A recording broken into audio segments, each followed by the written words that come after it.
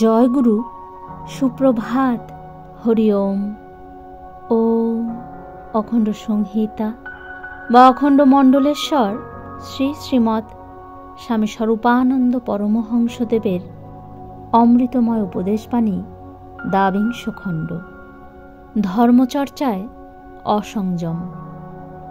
ধর্মের নামে ব্যভিচারাদি অধর্ম বা ইন্দ্রিয় চর্চা কিভাবে নানা দেশে আবির্ভূত হল তা নিয়ে পণ্ডিতগণের মতভেদ থাকতে পারে, কিন্তু কোনো যুক্তিপরায়ণ ব্যক্তি কদাচ স্বীকার করবেন না যে ধর্মের নাম করে ব্যভিচার ভালো। ঈশ্বর পূজনের নাম করে ইন্দ্রিয়ের পূজা শ্রদ্ধেয়, বা ভগবৎ সাধনার নাম করে ইন্দ্রিয় চর্চা সভ্য মানবের উপযুক্ত।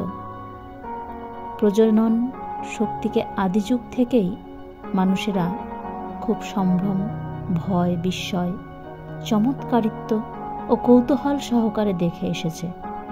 কিন্তু নরনারীর যেই জাতীয় মিলনের ফলে শারীরিক সুখোৎপাদন হয় বা সন্তানের জন্ম ঘটে, তার সম্পর্কে কিছু কিছু রহস্য জানবার পরেই মানুষের সমাজ এই ব্যাপারে বিশেষ সচেতন হয়ে যায় এবং সমাজ মধ্যে লজ্জাশীলতার প্রবর্তন ঘটে।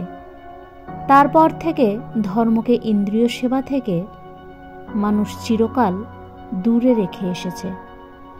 নানা কৌলিক আচারের ভিতরে ইন্দ্রিয় চর্চার প্রশ্রয় দেখা গেলেও সভ্য মানুষ বহুযুগ আগেই জেনেছে যে ধর্মকে ইন্দ্রিয় সেবার ঊর্ধ্বে নিয়ে যেতে হবে।